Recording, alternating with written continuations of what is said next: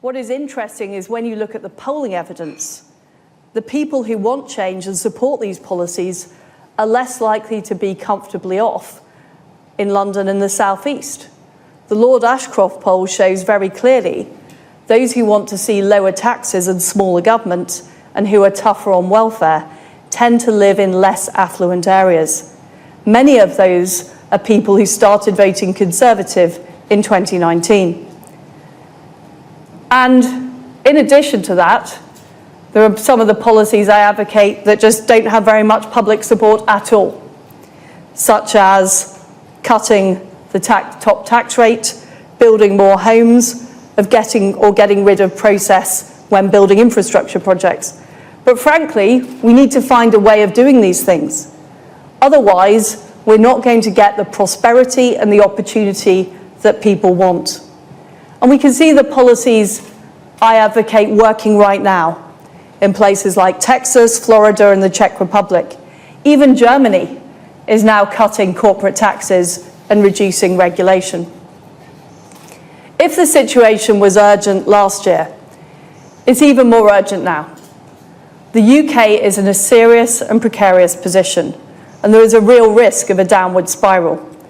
The national debt was $525 billion in 2005. By 2022, it had quadrupled to $2.5 trillion, and it's set to drop $3 trillion within 3 to 4 years. I believe we can get it. We are going to take a very quick break here on Sky News, but we will be back with ongoing coverage of Liz Truss's speech and all the other day's news in just a couple of moments.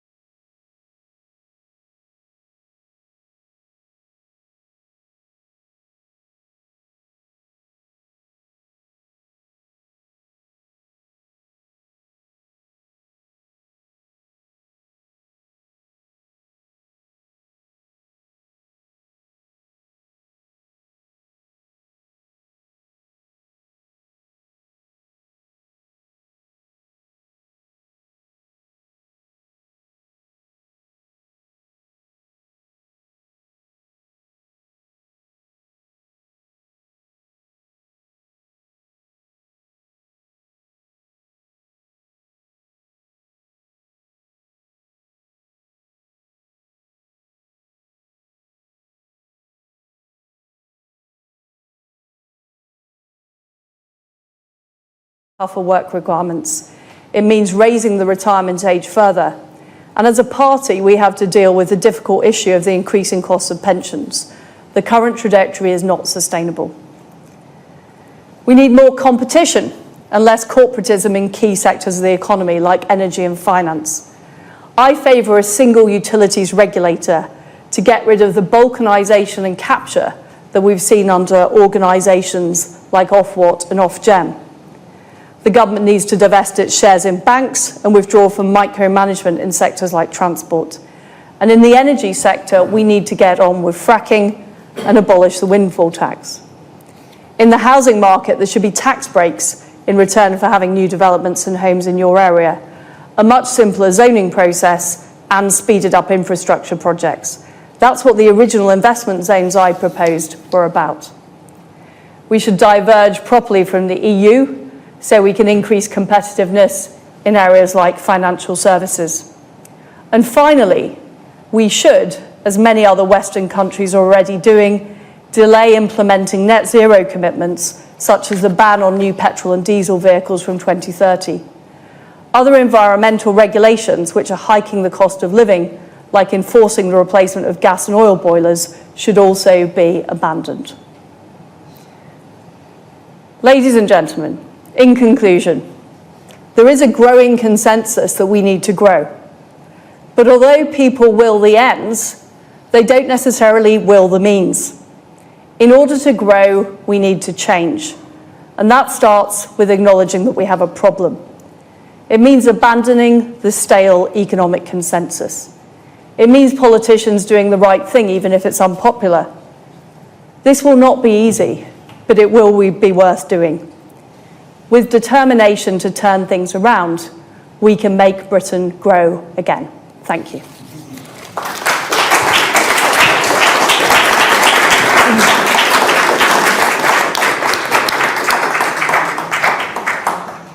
Thank you, Liz. I'm going to put some questions to Liz myself, and then I'll come to the floor. So do have your questions ready, and there's plenty coming in online.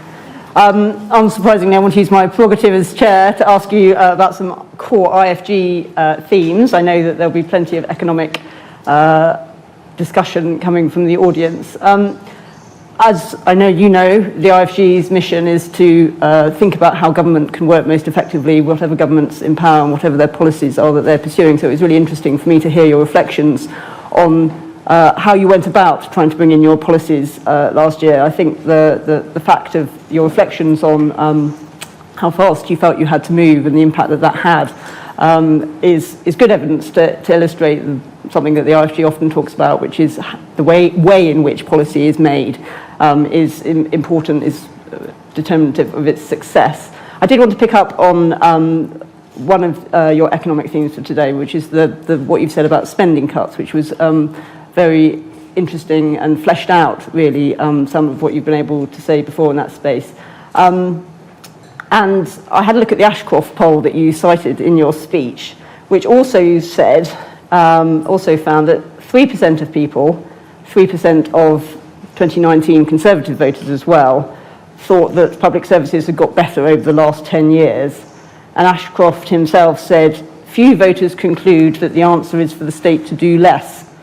What even less, as a woman in Walsall put it. So even with the government's extra funding, it's on track to enter the next election with most public services performing worse than on the eve of the pandemic. Under your plans, as you've set out that you were planning to bring in today, performance would presumably have been even worse. So what would have been your plan to improve public services? Well, this is what I was getting at when I was talking about the time horizon that the Treasury in particular look at projects over, and it's a big problem. So, for example, the government spends huge amounts on housing through housing benefit, through MHCLG subsidising housing, because housing in this country is so expensive. Now, if we had proper reform to the planning system that allowed many more houses to be built, the price of housing goes down, and that saves money in the DWP budget and the MHCLG budget. But that takes time. And with very short-term economic analysis. And also, and I made this point about dynamic analysis, the Treasury stroke OBR is not good at saying, if we did this planning reform, this is how much money it would free up in the economy. It becomes very hard to advocate those policies in the short term.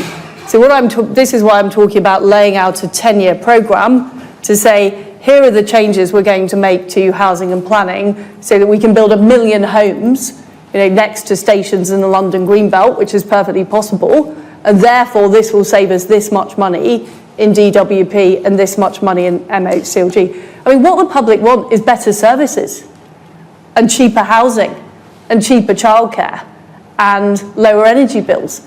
I don't think most people really care exactly how it's delivered or by whom. What they want is the outcome. And the system that we have at the moment, and I also made this point in the speech, where a lot of power now lies in the hands of officials rather than government ministers. It's become very balkanised. It's just difficult to get those kind of things done that I believe is what the public actually want when they give those types of responses in the Lord Ashcroft survey. But you are right, it was very difficult, given the election timetable, to get those things done ahead of 2024, which is why what I had wanted to do before the election is try and spell out that trajectory, difficult though it was. And given that shortness of time, given I think we've got 7.7 million people on an NHS waiting list, how are you going to persuade people that your reforms were going to make enough of a difference to get them to vote for you by that next election? Look, I think there are very, very serious issues with the NHS and other public to their loved ones in Africa. With SendWave, you can send money to Ghana, Nigeria, Kenya, Uganda, and Tanzania. And the best part is, SendWave is absolutely commission-free. Our exchange rates are excellent. You can see for yourself by checking them out on our website. So how do you use SendWave? SendWave is an app that you can download onto your phone from the App Store or Google Play Store. The app is free to download. After downloading it, just open the app and enter your name, email, and phone number. That's it. You're good to go. Make sure you use the promo code SR. S for Starr, R for Radio. This promo code will give you £5 free credit to send to Africa on your first transaction. Your money will be delivered to your recipient within seconds. Feel free to call me on 0749 7377 647 at any time. I'll be happy to tell you all about SendWave and help you in any way I can. Remember to use the promo code SR for £5 free credit. Medasse. Hi everyone, it's your girl BB Clement, the author of How to Go From Employee to Entrepreneur and the host of your weekly business show, BB Means Business, the show where we discuss everything you ever wanted to know about business but you were afraid to ask. How do I start my business? How do I raise the finance? How do I grow my business? Where am I going to find my customers?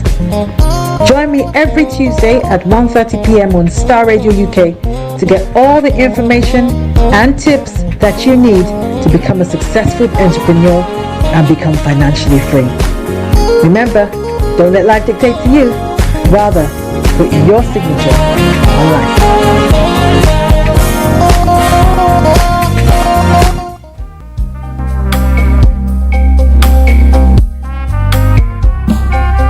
Are you looking for the fastest, reliable, and trustworthy door-to-door shipment company? Well, look no further. When was the last time your family received a shipment back in Ghana on time and in time? You are not sure? Well, Lamb Shippers, we pride ourselves with being the fastest, reliable, and trustworthy shippers you can use. You are assured of a prompt pickup anywhere in the UK by our personnel. They also make sure your items are well packaged to get to its destination in time. When it comes to door-to-door shipment, look no further. Well, Lamb Shippers, contact us on 07939009321 or 07498911820. Or you can visit our website www.welllamp.co.uk. You can also drop us a mail, info@welllamp@gmail.com. Well Lamp Shippers, fast, reliable, and trustworthy.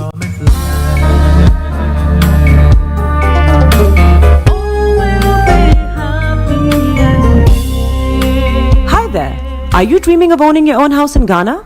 then you will need a well-documented piece of land that is free from troubles.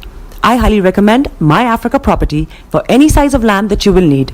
With My Africa Property, lands are available in Pram, Sopoli, Tohenia, Ogome, Dodova, Winneba, and many other locations at affordable prices. These locations are about an hour away from the airport, only 35 minutes from the motorway, 10 minutes drive from Central University College, 10 minutes drive to the beach, and close to Pram Senior High School and Ghana Men's Soccer Center of Excellence. For more details, visit our website www.myafricaproperty.com or call our UK office on 0208 123 2523. For our US and Canada offices, call us on +1 585 184 994145. You can also email us at ghana@myafricaproperty.com. Tune in to On Point here on Starr Radio UK with Empress Regina every Monday at 5 p.m. GMT. Looking forward to your company. Check me out. He tells me my energy is making him tired. Yes! How do you get the energy to do I've been told that I have a lot of energy, but my goodness, I think today I have met my match, people. I have met my match, Miss Suzanne. Wow, amazing. One of the things that's the start of the darkness. The whole of darkness. So what did that Myself and the world will adjust. And 2019. Forget the proverbial boardroom. Join me, Simone Frazier, on The CEO, the program that gives you the driving seat over your life. Every Tuesday, 8 p.m. only on Starr Radio. Getting onto the property ladder has never been easy until now. Join us this and every Thursday from 7 p.m. to 8:30 p.m. live on the Property Hour show on Starr Radio UK, where we talk to mortgage brokers, property developers, estate agents, landlord, tenant, property consultants on how to invest or get into the property business and make money. You can't afford to miss this. The Property Hour show is your best source into the property industry. The best radio show. Broadcasting worldwide, online 24/7. Body is your man. Bekutu, show them you got the cocoa set. Ladies and gentlemen, it's your boy Harry Song, aka Mr. Songs. This is the Kingmaker Baba for the girls. We're here. This is Starr Radio. Don't go nowhere. UK, London. We they call them London for home. For here, we they call them London. And that's how you know. Just have fun and stay blessed. All around the world. Hi there, this is CJ Buckman, your life coach. And whenever I'm in London, I listen to Starr Radio UK right here. But guess what? You can listen to wherever you are.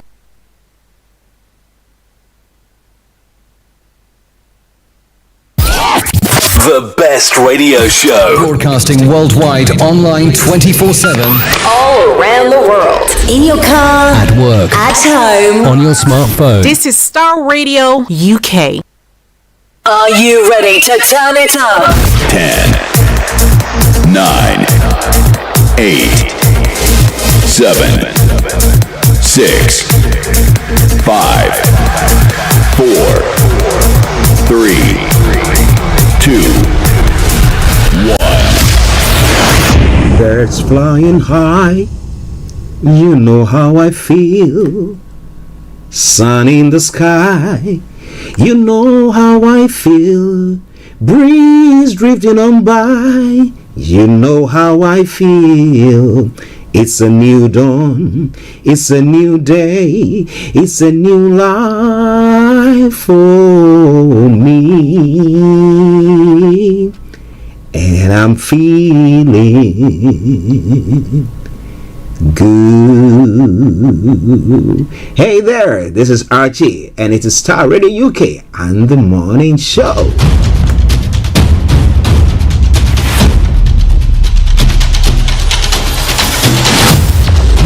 In your car. At work. At home. On your smartphone. Starr Radio UK. This is Starr Broadcasting Radio worldwide, UK. online 24/7.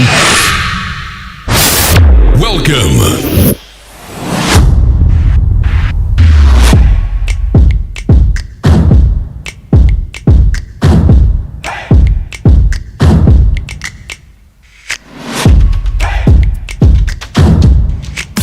Broadcasting worldwide, online 24/7. Enlighten your day with Star Radio.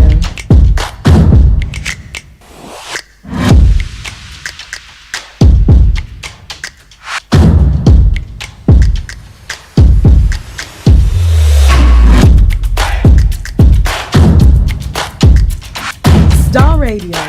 Radio for the people, by the people.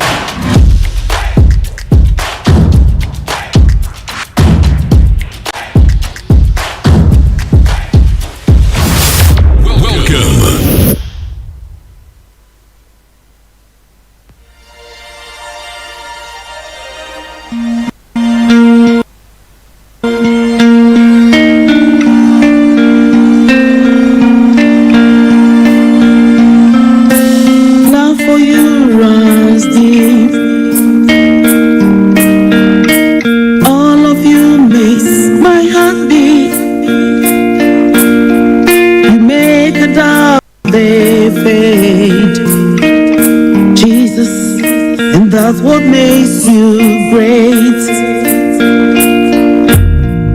You hold the world in your hands.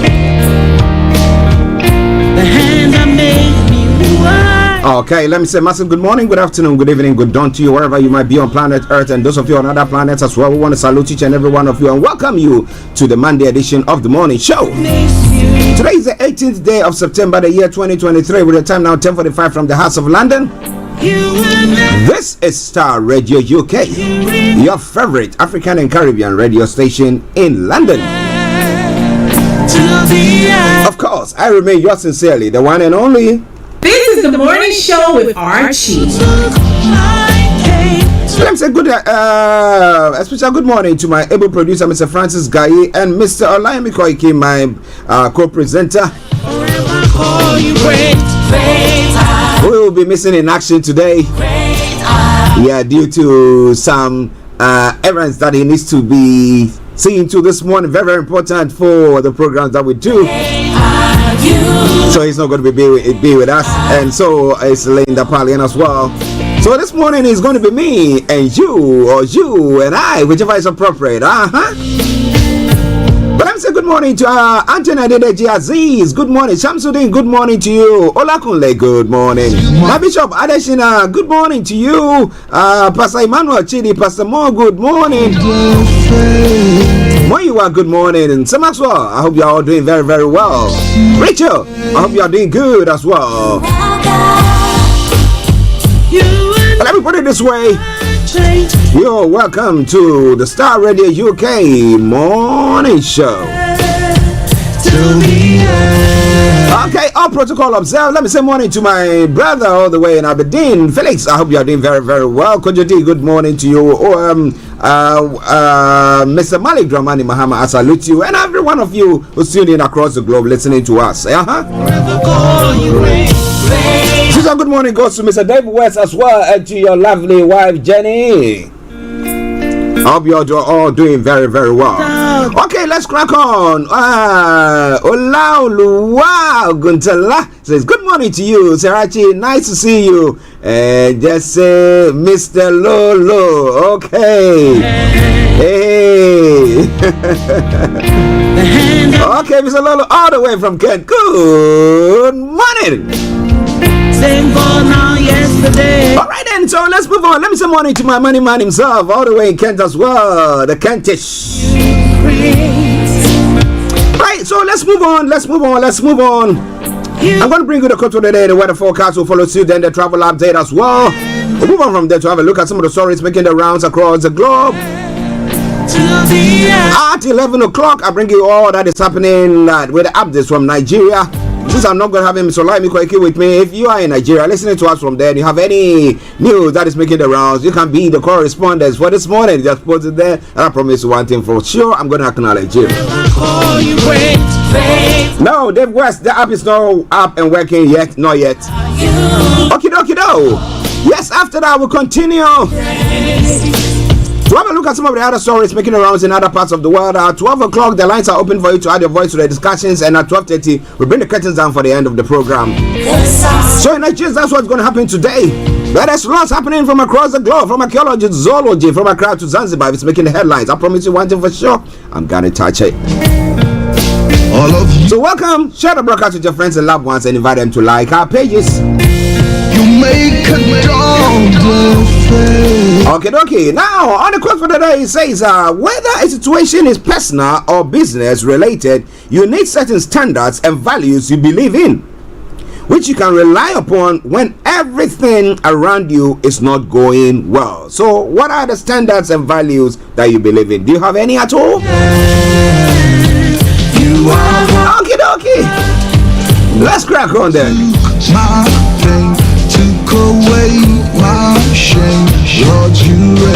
Starr Radio UK, your favorite African and Caribbean radio station in London. So when it comes to the weather front, well, we're having a bit of weather here in London. Last night there were storms and there were thundery activities and lightning. It was quite an interesting one. I told my wife I was going to take a picture of it. She said, where are you going? And you know, women. Okay. Cloudy start to this afternoon with a band of heavy and blustery rain moving in from the west. It's going to be turning drier later in the afternoon with sunny spells developing in places. It's going to be breezy though. Tonight will start mostly dry with lengthy clear spells and a small chance of the odd shower during the early hours. Cloud will start to increase from the west, but it will stay largely dry. All of you makes my heart beat. Though it's going to be breezy. You make a doubt. Now when it comes to the temperature is going to be 20 degrees and the lowest is going to be 11 degrees. Pollen level, UV level moderate and pollution low there as well. Sunset is going to be 19:09 and sunrise for tomorrow morning 06:39 hours. That brings us exactly to 10 to 11 here in London. And the end of the weather forecast for you. Okay, whilst we have that music in the background, let me take you straight to the travels as well. Now, those of you traveling on the major roads in London or who will use the major roads in London, A40 has got severe delays, so don't even touch it. Now, A12, A23, A316, A4, North Circular, A406 has also got serious delays. So if you can avoid it, do your best to do so. On the underground this morning, the central line has got severe delays. Northern line has got let me try to bring you the details of that. Okay, it's not giving me the chance to do so, so let's move on.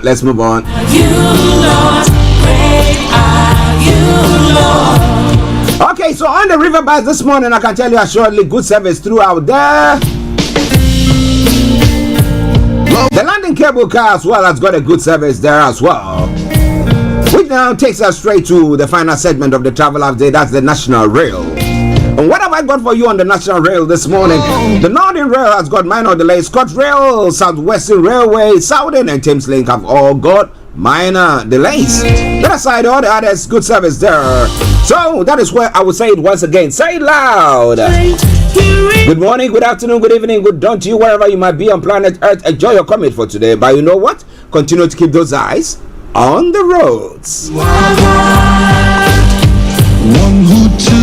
Hi everyone, it's your girl BB Clement, the author of How to Go From Employee to Entrepreneur and the host of your weekly business show, BB Means Business, the show where we discuss everything you ever wanted to know about business but you were afraid to ask. How do I start my business? How do I raise the finance? How do I grow my business? Where am I going to find my customers? Join me every Tuesday at 1:30 p.m. on Starr Radio UK to get all the information and tips that you need to become a successful entrepreneur and become financially free. Remember, don't let life dictate to you. Rather, put your signature on life.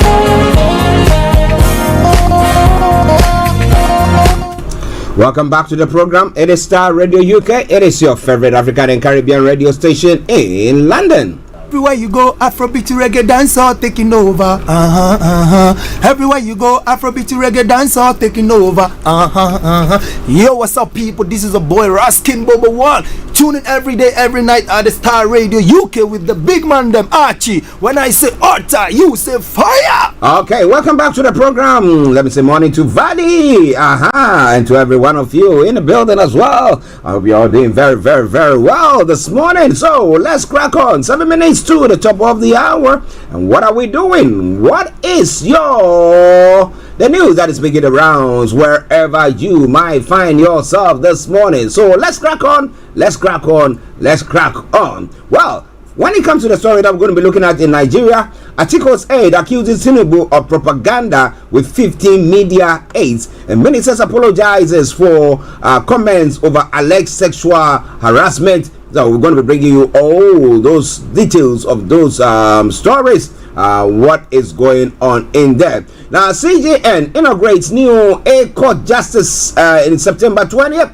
On September 20th, silent on Supreme Court panel for the PPEC, the PEP's appeal, presidential election. The panel that's supposed to, because we know that Tiko and Obi are now on the journey there as well. Now, in other stories making the rounds as well, ex-minister tackles Obasanjo over Mambila power project there as well, and Tinubu government invites NLC for meeting over planned indefinite strike. Well, the other time they said, you know what we did? We give them the benefit of the doubt that well, whatever happens, nothing is going on, nothing untoward is going to be happening to them. However, because they broke a court injunction and were embarked on a strike, so they were saying, you know what? Yeah, we're going to see to it that they are not punished for that. And then, well, NLC thinks whatever government is doing, or it's not, the government has not put its best foot forward, and therefore they are now embarking on planning an indefinite strike there. So, what do you think about all that? Well, Tinubu's government invites NLC for a meeting of a planned indefinite strike. What are they going to be telling them that they've not told them? Then, when it comes to other stories, Air Peace orders 5 new Embraer E175 aircraft worth over $11 million. Okay, and Unga, Nigeria in US seek audience with Tinubu. And telecoms investment in Nigeria grows to 77 billion from 38 billion. NCC boss Dambata is saying NDLEA seizes illicit drug consignment at MMIA, Murtala Muhammad International Airport. And Nigeria, Cuba signs MOU on food security and agriculture. Some stories making the rounds. Anybody? Fleeing IPOP member, nabbed by resident, please kill one. Okay, it's quite an interesting one. And lawyers launch human rights community meeting in local languages are some of the stories making the rounds in Nigeria. So, palliative diversion. Please urge Nigerians to ignore viral video. Okay, well, I'll be telling you more about that. But if you go to the market and you see that, well, the palliative that's supposed to have come to your community, it's being sold on the market, then you ask yourself the question, what exactly is going on? So it please tells you, ignore that. Now, the viral video, have they actually investigated it to make sure that it's nothing that we have to worry about? Is this something that it's just something that somebody is doing? It's a ploy or something of the sort? Now, whatever it is, I'll be telling you more about that when I bring you all the details from Nigeria in a moment. But it's Star Radio UK. It's your favorite African and Caribbean radio station in London. Now, Congo has denied claims of coup attempt. The government categorically denies the spread of false information. We wish to reassure the public of the prevailing tranquility and encourage citizens to go about it. It is the way they're supposed to. But, well, in where so? We'll be telling you more about him as well. And unions push on Dr. Mukwege to vie for presidency in DR Congo. Beating and torture allegations emerge in Zimbabwe after elections. Now, when it comes to elections in Zimbabwe, boy, oh boy, boy, oh boy, oh boy. Okay, and dozens are injured at an Eritrean event in Germany, including 26 police officers. More going to be coming your way from there. South Africa, unusual waves hit Cape Coast. Apologies, let me take it again. South Africa, unusual winds hit coast of Cape Town. Strong tides combined with violent winds caused a power swell over the weekend, with water overtopping the dikes and flooding streets. Well, I hope that Eben and Chantel and all your team, I think you're all doing very, very well there. It is all coming away from Starr Radio UK, your favorite African and Caribbean radio station in London. Now moving on straight to some other stories making the rounds on the African continent as well. And this time round going to Ghana. We're trying to protect the sanctity of the voters register. EC justifies limited voter registration exercise. Now, before then, various limited voter registration system had about how many places where people could go and do that registration? About 1,000 plus, and they've just cut it all down to about 250 something. So are you actually serving the people, and they become a law to themselves? I remember when the NDC was supposed to go to their presidential primaries, and we had Dr. Dufo going to the courts, and they had not even served the EC with a letter to say that, look, you cannot, an injunction to say that, look, you cannot go to conduct that elections for the NDC. They came out quickly to say, you know what, because of what is going on and the court, the case that is in court, we are not going to embark on that. Now this is a case where there's a case in court, an injunction in court against the EC, yet they go about doing that, and nobody seems to be bothering. But look, let me tell you one thing for sure. These are things that happens. Though the Ghana army has come to say that, look, we don't have any intentions of conducting coup d'etats or anything, or supporting any coup d'etats or anything of the sort. But I want you to understand one thing for sure, that these are the telltale signs that people can see that they are being disenfranchised. People are seeing that they are being maligned, or they are being marginalized, and everything. They see that the political leadership or political class are actually just siphoning as much as they can, and the poor people or the ordinary Ghanaians are suffering. So you get to a point when you remember back in the day, those of you who are alive in 1979, those of who were little, but we were young, very, very little, and are not even gone to secondary school yet. But we no go sit down, make them cheat we every day, and all those things going on, and let the blood flow and all those things. These were the things that caused those things to happen. But we seem to be a bit aloof, thinking that, well, you know what, everything is fine, nothing untoward is happening, and we're gonna be good. Really? Listeners, it is Starr Radio UK. It is your favorite African and Caribbean radio station in London, bringing the time now to 11:11, and it is the morning show. Well, watch out at Jolly caused by a broken dam. Roads Ministry is saying, was that dam maintained? What brought about that? Because if you look at what happened in Libya, it is because those dams have not been maintained, and that brought about washing off of communities. Well, government financially irresponsible, reopening DDEP ridiculous, Harry Jansen is saying. We're going to be looking into that Harry Jansen situation or case or statement that is made, and bringing more to you. NDC inciting cocoa farmers against government over new price, Deputy Sanitation Minister is saying. And voters registration tension in Shai Osudoku as NDC demands release of youth organizer. Starr Radio UK, your favorite African and Caribbean radio station in London. In other parts of the world as well, the body is left unrecognizable by Libya's flood. Doctors are struggling to identify the remains which have been found as the death toll rises. And I was saying that when it comes to flooding or people dying in water and stuff like that, I mean, at times it's very difficult for you to just come look at the face of the president and identify that this is the person. But who knows what is going to happen there, and that's why there are mass graves that is being used. But what do you think about all that? It is Starr Radio UK. Americans jailed in Iran expected to fly home in prisoner swap deal. Who are the Iranians expected to be released? Some Iranians are going to be released in prisoner exchange. We'll see what happens from there. Help swine our fighter jet. U.S. military is asking. Officials are unable to locate the F-35 jet after its pilot safely ejected from its South Carolina airspace when it just decided to, I don't know whether the plane was crashing or whatever was going on or how they fought.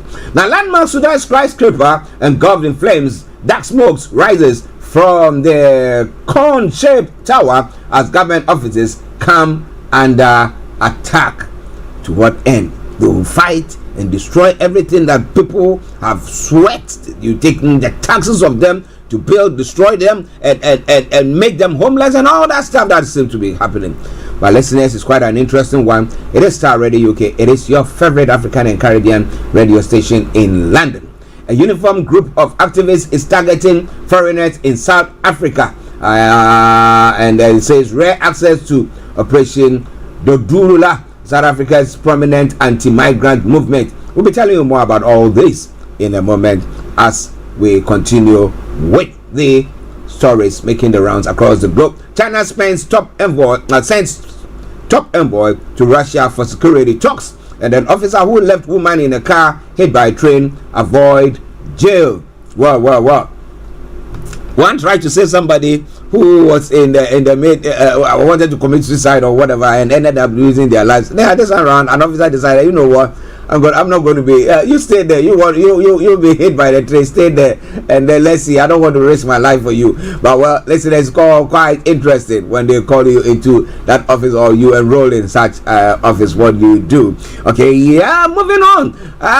Brand response to sex assault allegation is insulting, says accuser. One of 4 women to accuse Russell Brand of sexual abuse says his claims of media conspiracy are laughable. Broadcasters investigate Russell Brand allegation. Now, comedian Russell Brand has denied sexual assault allegation with scrutiny also an ITV business. Some stories making the rounds there. Officials discuss raising Johnson's consent to Queen. Senior government officials spoke to Buckingham Palace during the pandemic about the then Prime Minister's conduct. Oh my goodness. A COVID booster for over 65s as hospital cases rises. Now, battling closed due to flash flood damage. The Minehead Resort is shut as the Met Office issues renewed weather warnings for parts of the UK. And lightning flashes over southern England. It was quite a scene yesterday night. But wherever you are, it is Star Radio UK. Ryan family locked in £165 check-in row. Damian Lloyd says his family had checked in for a flight in advance, but Ryan says they had unchecked themselves. Well. Where is Sister Gina? Do you remember that story? Well, I think she's going to be also fighting them like woman's business. Listeners, it is Star Radio UK. 6 minutes past 11 the time. We're going to take a musical break, and once we come back, I'll be bringing you all that is happening from Nigeria. So stay tuned. Don't touch the dial. I am Archie.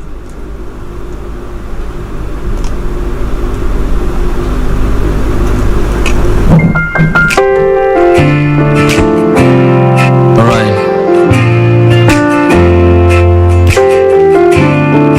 This is a letter to the broken.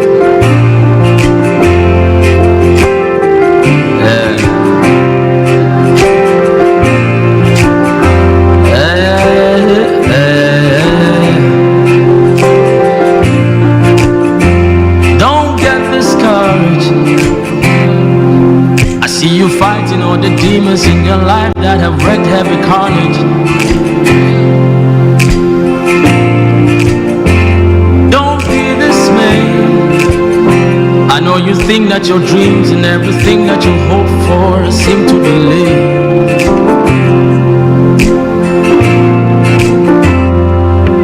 Yeah, looks like your problems don't seem to go nowhere. Just take a deep breath. People talk about you, it's got you feeling down and really stressed. Don't tell me you don't know the trouble that I've been going through. You self don't know, see, the same thing they go through, me self how they go through too. Who told you the lie when you fall, it's the end of your life. I heard a whisper from above, I pray it opens up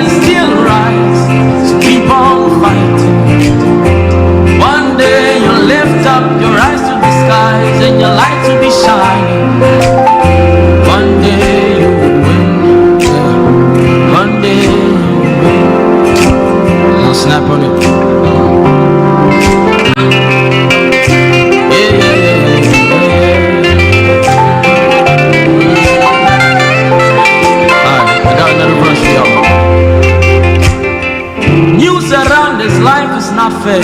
Greed is all we see. You gave your heart to the wrong folk, they broke it, and now you put it on free. Fake life on Instagram and Snapchat got you feeling ungrateful.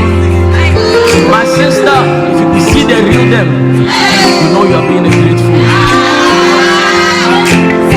You wrote a paper and failed. Sit down and write it again. One day you will kill him. He broke your heart and you cried. Give love another try. True love will heal him. I'm not trying to look down on your problems. No, no, no, no, no. I know say you don't know how you sabi solve them. Allow me to introduce you to someone I know. He's a specialist in handling cases and issues we don't blow. If you fell, just rise. If you fell, just rise. If you fell, just rise. Wipe the tears from your eyes. If you fell, just rise. If you fell, just rise.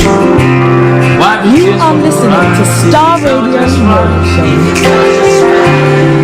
Wipe the tears from your eyes. If you fell, just rise. If you fell, just rise. Wipe the tears from your eyes. Broken pencils to rise. Keep on writing, fallen soldiers still rise. Keep on fighting, yeah. One day you lift up your eyes to the skies and your light will be shining, yeah. One day your wedding bells will ring. One day you win. One day you blow. Your wedding bells will ring. One day you win. The paper you pass it again. First class is waiting for you. International scholarship is coming. Yeah. Scholarship, yes, it's coming. Yeah. You come out of your own house. One day you shall go ride your own car. One day you win. One day you win. Hi guys, this is your friend Rouge from SendWave. SendWave is a money transfer app that is used by people all over the world to send money to their loved ones in Africa. With SendWave, you can send money to Ghana, Nigeria, Kenya, Uganda, and Tanzania. And the best part is, SendWave is absolutely commission-free. Our exchange rates are excellent. You can see for yourself by checking them out on our website. So how do you use SendWave? SendWave is an app that you can download onto your phone from the App Store or Google Play Store. The app is free to download. After downloading it, just open the app and enter your name, email, and phone number. That's it. You're good to go. Make sure you use the promo code SR. S for Starr, R for Radio. This promo code will give you £5 free credit to send to Africa on your first transaction. Your money will be delivered to your recipient within seconds. Feel free to call me on 0749 7377 647 at any time. I'll be happy to tell you all about SendWave and help you in any way I can. Remember to use the promo code SR for £5 free credit. Medasse. Hi everyone, it's your girl BB Clement, the author of How to Go From Employee to Entrepreneur and the host of your weekly business show, BB Means Business, the show where we discuss everything you ever wanted to know about business but you were afraid to ask. How do I start my business? How do I raise the finance? How do I grow my business? Where am I going to find my customers? Join me every Tuesday at 1:30 p.m. on Starr Radio UK to get all the information and tips that you need to become a successful entrepreneur and become financially free. Remember, don't let life dictate to you. Rather, put your signature on life.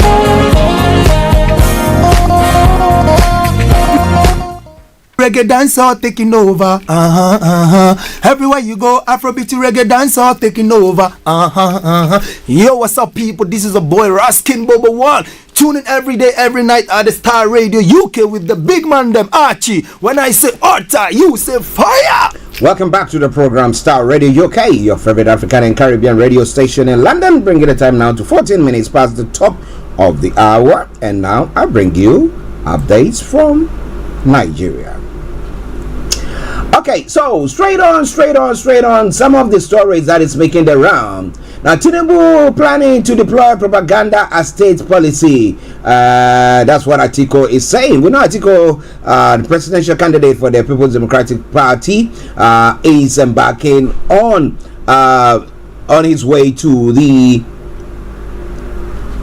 Is embarking on the way to the Supreme Court to redress the presidential candidate election that took place there. The People's Democratic Party, the PDP presidential candidate and former Vice President Atiku Abubakar yesterday claimed that the President Bola Tinubu is planning to unleash a regime of propaganda in the coming days. He noted that Tinubu had already appointed over 15 media aides with the sole aim of pushing misinformation as a policy of state and distracting Nigerians from the deep pains in administration has caused them. Atiko's Special Assistant on Public Communications, Frank Shaibu, in a statement said the fake news regarding the lifting of the visa ban by the United Arab Emirates was just a tip of the iceberg. He noted that this has always been Tinubu's style from his day as governor and leader of his party. Atiku said, from information available to us, Bola Tinubu is set to push propaganda to overdrive as he acts out for the United Nations General Assembly. He will claim to have attracted foreign investment amounting to $100 billion, but will fail to provide key details. It's all propaganda. It's all a load of baloney. In India, he claimed that that they had received a pledge of over $14 billion, just as his predecessor, President Muhammadu Buhari, claimed in 2018 that he had secured pledges up to $6 billion. This is nothing but audio investment. That's quite an interesting one. Can you take an audio investment? Now, last Monday, NNPC claimed to have obtained a loan of $3 billion, with which it would help stabilize the naira. We raised the alarm that it was all a ruse to deceive Nigerians. Now we have been justified as the naira is now approaching $1 to 1,000 naira on the black market. Well. It is Starr Radio UK. It is your favorite African and Caribbean radio station in London. In other stories making the rounds as well, where we have Peter Obi also making a statement. The Labour Party's presidential candidate Peter Obi has asked the state governor Alex Otti to ensure that those who killed the party's chieftain Zakari Maduka in Abia State don't go unpunished. Obi, who stated this while decrying Maduka's killing, also urged the governor to rid Abia of all forms of criminality to ensure such killers don't happen again. Now, Obi stated that in the formerly Twitter handle, a statement by the police public relations officer of Abia State, Maureen Chinaka, had confirmed that the 70-year-old chieftain was violently attacked, murdered, and beheaded by a yet-to-be identified armed men.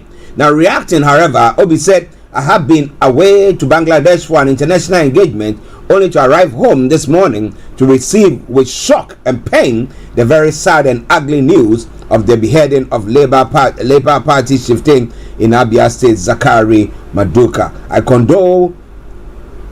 I console his immediate family. That's what's supposed to be typed. There's a typo there. They put I condole. But I console his immediate family, Governor Alex Otti, the good people of Abia, and the Labour Party family. Such a despicable act remains condemned in all ramifications. I sincerely appeal to Governor Otti, in line with my avowed commitment to rid Abia of all forms of criminality, to ensure that this type of hateful, dastardly act does not go unpunished. I am sure the governor and the government of Abia will be there for the family, and so will all of us, the extended family members. May God Almighty grant him eternal rest. That's what Peter Obi has said, and it's a very, very sad one there.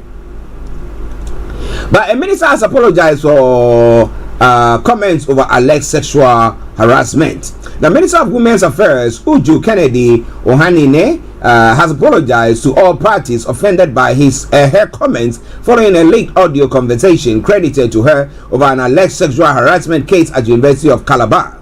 A statement released by Director of Press at the Ministry, Olujimi Oyetomi, quoted the minister saying, "I wish to express my sincere apologies to those who were offended by my comments and actions regarding the sexual harassment scandal at the University of Calabar. This is extremely regrettable as my intention were sincere and aligned with my consistent advocacy for the welfare of Nigerian women and pursuit of justice." She goes on further to say, "I stand for all Nigerian women and I stand for justice, and it's my hope that we can work together to actualize the dream of our country where women's rights are respected and protected, and where our daughters feel safe in institutions of learning." The apology came after civil society organizations at the weekend demanded she apologize for the comments, which they described as having grave implications for the interests and protection of vulnerable women and children. The Vice Chancellor of the institution, Professor Florence Bisong, described as disturbing threats by the minister to female students of the institution who were testifying before a panel investigating allegations of sexual harassment. Now it goes on further to say, the Dean, Faculty of Law, Professor Cyril Indifon. Also, a coalition of over 500 women rights organizations under the aegis of Women Manifesto faulted the minister's comment, asking her to tender a public apology for allegedly working against the interests of women. Now, what was she thinking, making that statement? Now, we do say this: power corrupts, and absolute power corrupts absolutely. And it's a statement that is so true in this particular situation. But what do you think about all that? This is all coming away from Starr Radio UK. It is your favorite African and Caribbean radio station in London, bringing the time now to exactly 11:21. More coming away from Nigeria.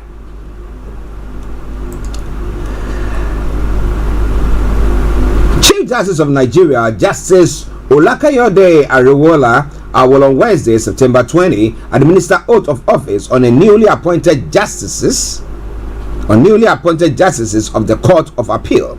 The 9 justices are to be inaugurated at the main auditorium of the Supreme Court. A statement by the Director of Press and Information at the Supreme Court, Dr. Festus Akande, yesterday indicated that the CJN will administer the oath by 11 a.m. The justices are Hanatu Azumi Laja Balogun from Kaduna State, who was appointed a higher court judge on May 24, 1999, and Binta Fatima Zubrairu from Kaduna State, appointed a high court judge on October 31, 2001, and Peter Chodi Obiora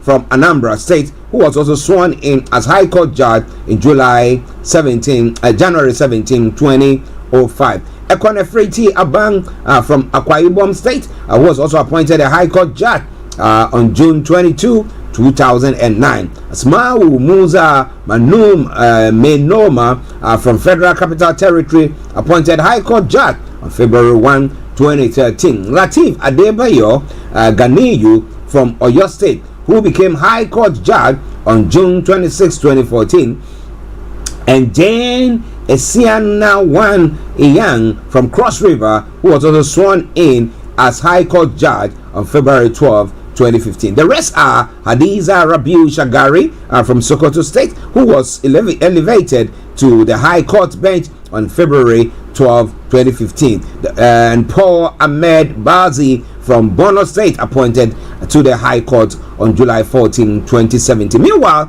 it was reported that at the weekend that barring any last-minute change in the plan, the CJN will constitute the Supreme Court panel that will hear appeals arising from the judgment of the Presidential Election Petition Court latest on Wednesday. The PEP the PPEC had on Wednesday, September 6, 2023, delivered a 12-hour judgment on appeals arising from the February 25, 2023 presidential election, upholding the election of President Bola Tinubu of All Progressive Congress. A presidential candidate of the People's Democratic Party and Labour Party, Atiku Abubakar and Peter Obi, respectively, rejected the court's judgment, vowing to approach the Supreme Court. They had 14 days from the day of judgment to file their appeal at the Apex Court. The timeline ends on Wednesday. Listeners, it is Star Radio UK. It is your favorite African and Caribbean radio station in London. So continuing with the updates from Nigeria. So now let's look at this story as well before I bring you the headlines of some of the others. The police in Katsina State has urged Nigerians to ignore a video on social media alleging that the diversion of palliative by its officers. Now, this is contained in a statement issued by the police public relations officer in Katsina, ASP Aliyu Abubakar Sadiq. The police said that the video was not only misleading but aimed at tarnishing the good image of the police. After a thorough investigation, it was revealed that the bags of rice seen in the video in the police motor vehicle were intercepted and recovered from some unscrupulous entity. The unscrupulous entities fraudulently obtained more than necessary share of the palliatives, and the police returned them to the venue of distribution. The video misrepresents the facts and attempt to exploit the good efforts of the officers deployed to the venue to provide support, security coverage, and ensure the smooth run of the event, the police has said. Anthony Adedeji, massive good morning to you. I hope you are doing very, very well, and thank you very much for joining in as well. Listeners, it is Star Radio UK. It is your favorite African and Caribbean radio station in London.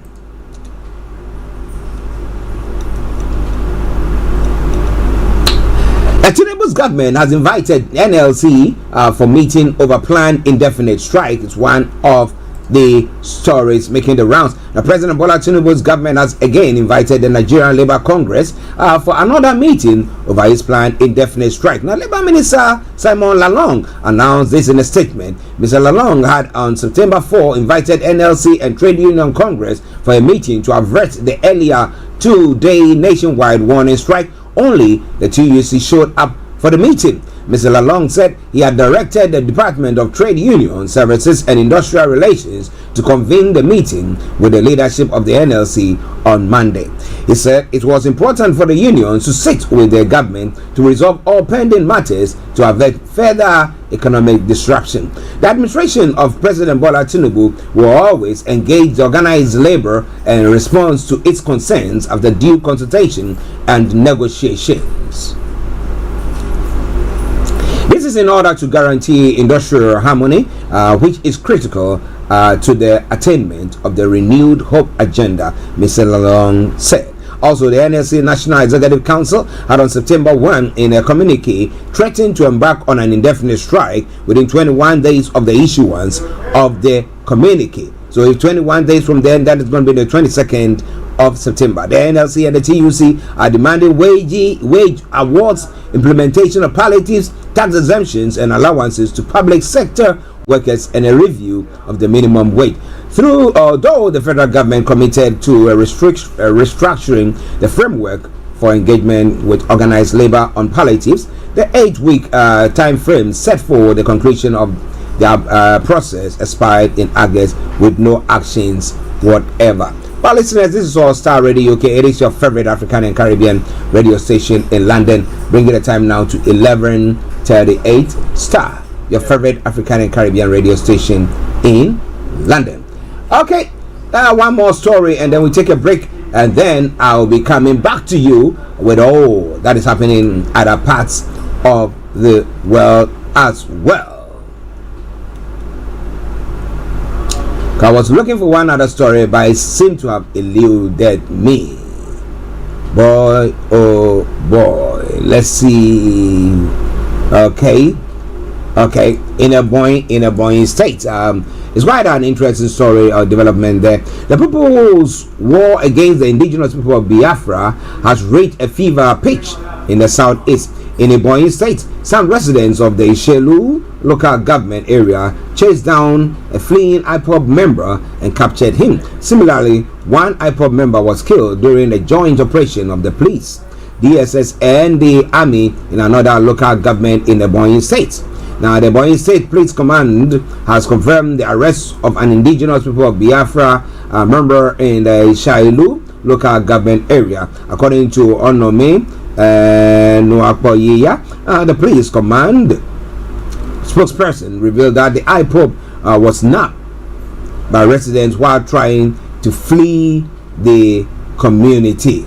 Okay, it was gathered that the resident handed him over to the police when he was caught on the run. This development further revealed the diminishing effects of IPOB's activities on residents as they are ready to stand their ground and work together to eliminate the daredevil called the IPOB. Okay, we'll be telling you more about that because hopefully tomorrow we'll be having Mr. Laimi Koike coming in and he'll be bringing you any contacts or any details that we have or information that we have from the one and only the minister, the IPOB minister, that's Samuel Ekpa. Okay, Simon Ekpa. So make sure you make a date with us tomorrow. That is where I bring the first part of the program, the updates from Nigeria to an end. We'll take a commercial break, and once we come back, I'll be bringing you all the other stories making the rounds this morning. Stay tuned, and apologies for the noise in the background. Stay tuned, don't touch the dial. Hi guys, this is your friend Uruj from SendWave. SendWave is a money transfer app that is used by people all over the world to send money to their loved ones in Africa. With SendWave, you can send money to Ghana, Nigeria, Kenya, Uganda, and Tanzania. And the best part is, SendWave is absolutely commission free. Our exchange rates are excellent. You can see for yourself by checking them out on our website. So how do you use SendWave? SendWave is an app that you can download onto your phone from the App Store or Google Play Store. The app is free to download. After downloading it, just open the app and enter your name, email, and phone number. That's it. You're good to go. Make sure you use the promo code SR. S for Star, R for Radio. This promo code will give you £5 free credit to send to Africa on your first transaction. Your money will be delivered to your recipient within seconds. Feel free to call me on 0749 7377 647 at any time. I'll be happy to tell you all about SendWave and help you in any way I can. Remember to use the promo code SR for £5 free credit. Medasse. Hi everyone, it's your girl BB Clement, the author of How to Go From Employee to Entrepreneur and the host of your weekly business show, BB Means Business, the show where we discuss everything you ever wanted to know about business but you were afraid to ask. How do I start my business? How do I raise the finance? How do I grow my business? Where am I going to find my customers? Join me every Tuesday at 1:30 p.m. on Starr Radio UK to get all the information and tips that you need to become a successful entrepreneur and become financially free. Remember, don't let life dictate to you. Rather, put your signature on life.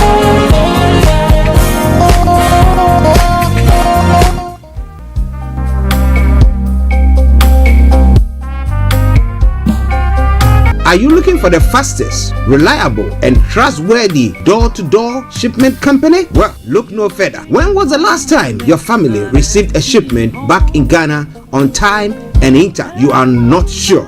Well, shippers, we pride ourselves with being the fastest, reliable, and trustworthy shippers you can use. You are assured of a prompt pickup anywhere in the UK by our personnel. They also make sure your items are well packaged to get to its destination in time. When it comes to door-to-door shipment, look no further. Well, shippers, contact us on 07939009321 or 07498911820. Or you can visit our website www.welllamp.co.uk. You can also drop us a mail, info@welllamp@gmail.com. Well Lamp Shippers, fast, reliable, and trustworthy.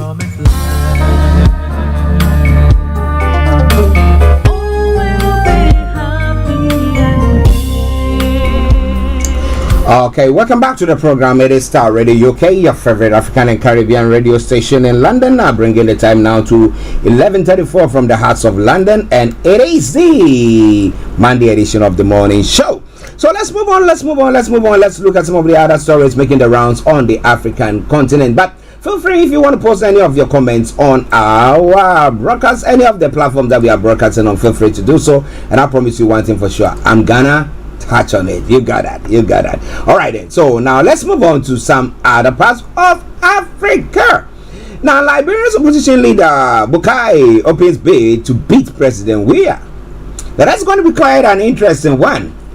Now, Weah's performance has been a bit, how do I put it? Below the belt? Or how do you see it? Average? But it looks like you look at the general life of Liberians and you think that it's dropped a bit. Let me put it that way. I've not been to Liberia for a very, very long time. I remember going there. At that time, I didn't like traveling. So once in a while, maybe my dad is making a trip and then I go with him maybe for a weekend or something when he's on a mission and stuff like that. But we didn't see something of that sort. At that time, it was quite an interesting place to be. But now Liberia seems to be a different ball game. Now, thousands gathered in Monrovia, Liberia's capital, on Sunday as opposition leader Joseph Bukai officially launched his campaign in anticipation of the upcoming October elections. Now, this October are poised to serve as a litmus test for the popularity of President George Weah, the former football superstar who is seeking re-election following a tumultuous first term. Supporters of the soft-spoken Bukai, age 78, who finished as the runner-up to Weah in the 2017 election, passionately braved the rain at a stadium. They danced, waved flags, and fervently called for a change. Among the attendees were some former Weah enthusiasts who have grown disillusioned with what they perceive as his inability to elevate living standards, which I was talking about, or eradicate corruption in Liberia, an impoverished West African nation when that endured a series of challenges this century, including a civil war, a devastating Ebola outbreak, and fluctuation in commodity prices.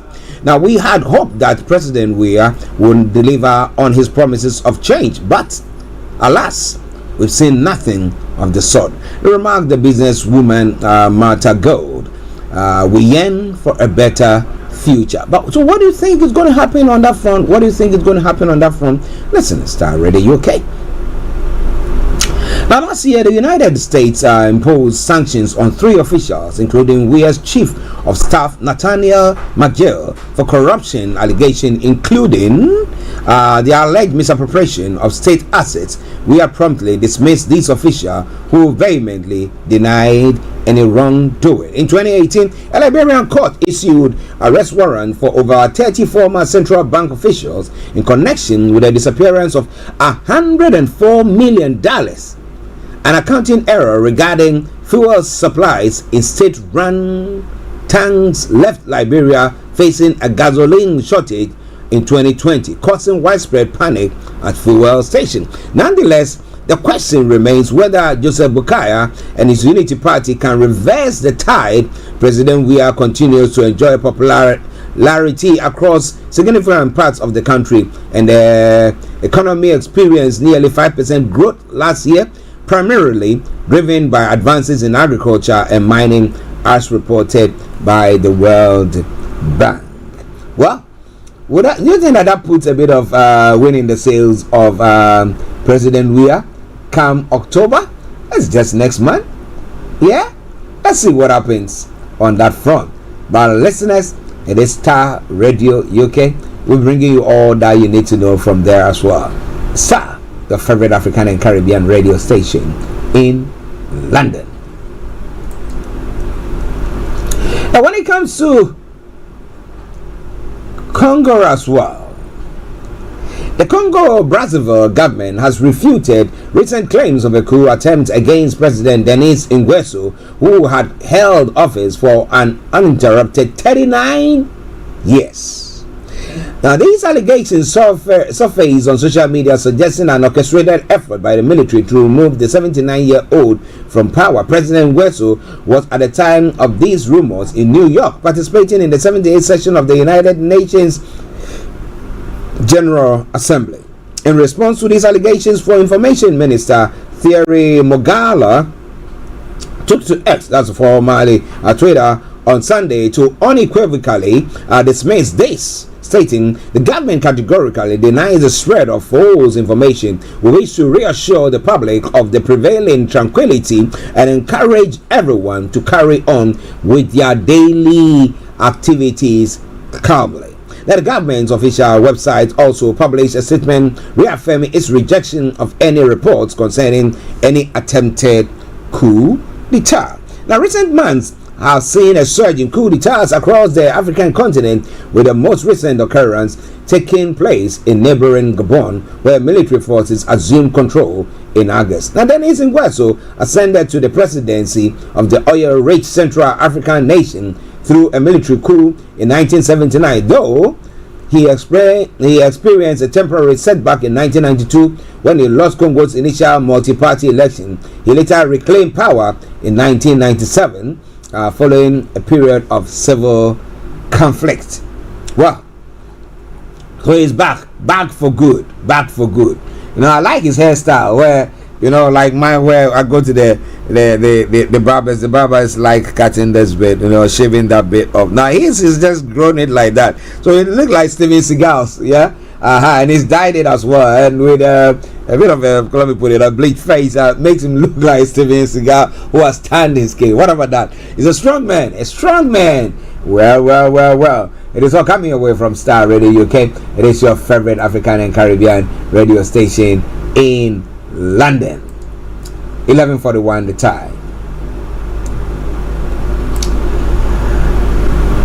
In DR Congo, the 2018 Nobel Peace Prize winner, Dr. Denis Mukwege, said he had received $100,000 from his supporters for a possible candidacy in the December 20 presidential election in DR Congo. Members of the civil society, women's association, local organization, trade unions flocked to his hospital in Bukavu in the east of Democratic Republic of Congo to present him with a check for the amount of the deposit required to run for president.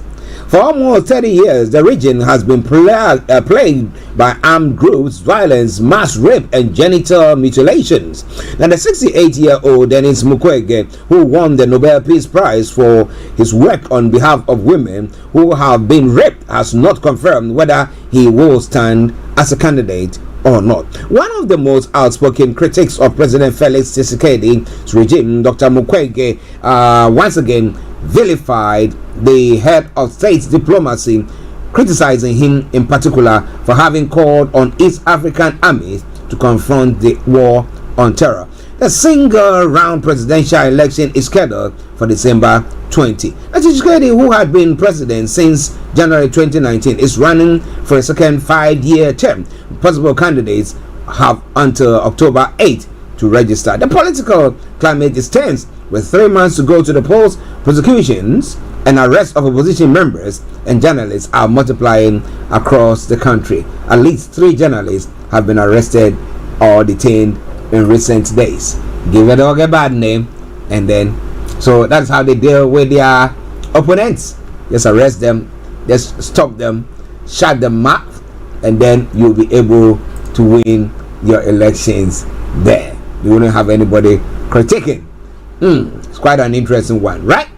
Yeah. Starr Radio UK, your favorite African and Caribbean radio station in London. Well, there seems to be flooding here, flooding there, flooding everywhere. But one of them has been in South Africa on the tourist coast near Cape Town. Strong tides combined with violent winds caused a powerful swell over the weekend, with water overtopping the dikes and flooding streets and houses in places. A 92-year-old woman died in the bad weather that began on Saturday, Craig Lambinon, a spokesman for the National Sea Rescue Institution, told the AFP. Now, in a seaside restaurant in Kalk Bay, a fishing village nestled in an open bay on the Atlantic around the 30-kilometer from Cape Town, the water surprised customers by rushing in through the windows. I still got goosebumps, admits Asamali Daniels, a 26-year-old waitress,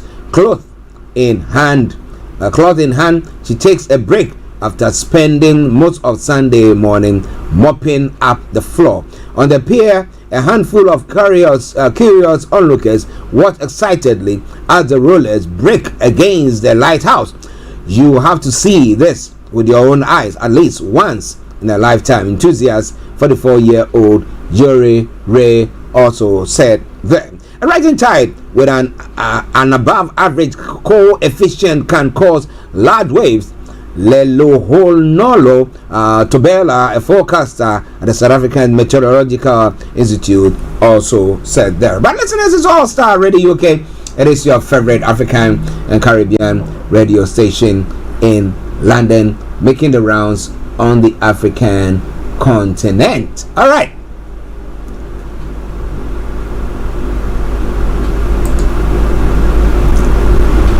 Okay, just bear with me.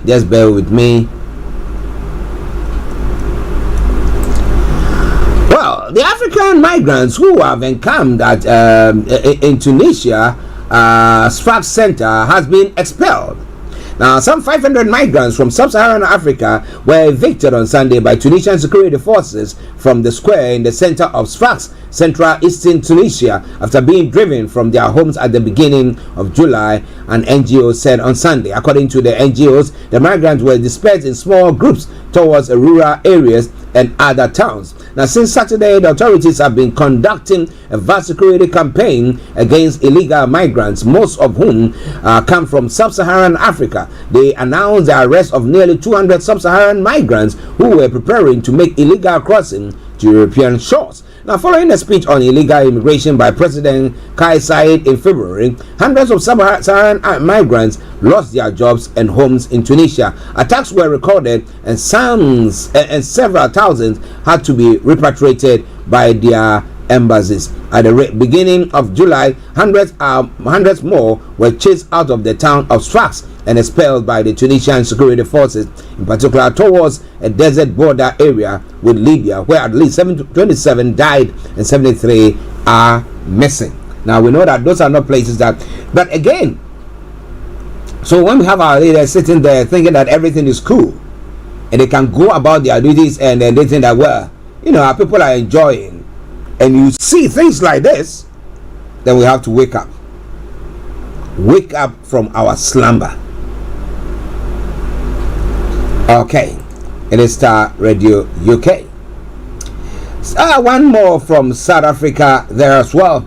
Now, thousands of people, some dressed in traditional warrior clothes on Saturday, attended the funeral of South Africa's divisive Zulu leader Mangosuthu Buthelezi, who was implicated in a wave of deadly violence that marked the country's emergence from apartheid. Now, mourners crowded a small stadium in Ulundi, the ancient capital of the Zulu kingdom in eastern South Africa, to pay tribute to the founder of the Inkatha Freedom Party, who died on September 9, aged 95. The sun has set on an era and on a life that witnessed and had an impact on much of our country's modern history, President Cyril Ramaphosa said in an eulogy. Now, earlier, family members dressed in black led a coffin covered by an animal skin and the IFP flag across a red carpet before it was placed under a black canopy on the pitch. Around it sat mourners, some wearing traditional leopard skins